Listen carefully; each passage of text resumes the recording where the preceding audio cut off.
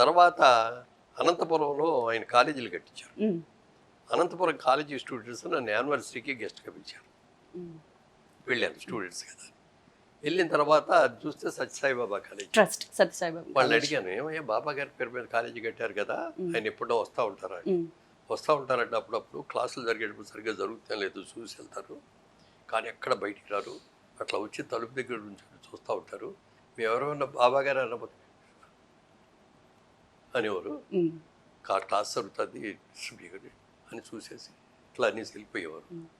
మెస్లోకి వెళ్ళేవారు. ఉమ్, ఏమ్మా భోజనం పిల్లలది చేశారా అని ఒకసారి నాకు పెట్టండి, నేను తింటాను. నేను భోజనం రుచి చూసేవారు. అది బాగుంటే వెల్ అండ్ గుడ్ అని అప్రిషియేట్ చేసేవారు, బాగోపోతే వెంటనే చెప్పేవారు, ఈ తప్పులు చేయకుండా చేయండి, ఇది చేయండి, ఎలా చేసి వెళ్తున్నారండి అని చెప్పి ఆయన చెప్పినప్పుడు మీరు ఓహో ఇంత కాలేజీలు కట్టేమో కూడా ఇంత బాగా మెయింటైన్ చేస్తారా, ఇంత చక్కగా చూసుకుంటున్నారా, ప్రతిదీ కూడా పిల్లల్ని ఆ కాలేజ్ స్టూడెంట్స్ చెప్పారు, మా కాలేజీలో ఇప్పుడు వరకు స్ట్రైక్ అనేది జరగలేదండి అని. ఉమ్, మరి మేము చదువుకునే కాలేజీలో 3 నెలలకు ఒకసారి 2 నెలలకు బందులు జరుగుతూ ఉంటాయి, స్ట్రైకులు జరుగుతూ ఉంటాయి.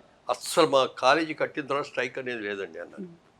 అంటే అందరూ కూడా చదువుకునే వాళ్ళు కూడా యథారాజ తథా ప్రజ అని ఇక్కడ సాయి బాబా గారు ఒక శాంతంగా ఒక పద్ధతిగా సిస్టమ్గా ఉంటారు కాబట్టి అక్కడ చదువుకునే పిల్లలు కూడా ఆ ఇదిలోనే ఉన్నారు. ఉమ్, ఓహో ఇది కూడా చాలా గొప్ప విషయం అనుకున్నాను.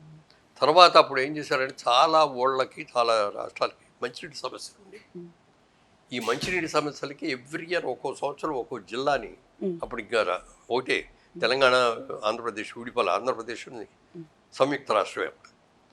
అప్పుడు వాళ్ళ చూసుకొని ఒక్కొక్క జిల్లాని అడాప్ట్ చేసుకొని ఆ జిల్లాలో మంచినీటి కావాల్సినవన్నీ కూడా ట్యాంకర్లు కట్టించడం, ప్రతి విలేజ్కి కూడా కట్టి సత్యసాయిబాబా వాటర్ ఇది అని బోర్డు పెట్టి ఇచ్చేవాళ్ళు.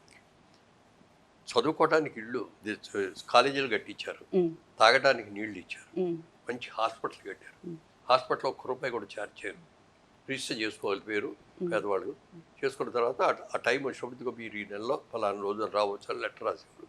అది వచ్చుకొని వెళ్తే కంప్లీట్గా అది హార్ట్ ఆపరేషన్ ఇంకోటి అయినా ఫ్రీగా చేసి పంపేవారు. ఓకే. మంచి ఆరోగ్యానికి ఇది ఇస్తారు. దేవుడు ఇంతకంటే ఏమిస్తాడు?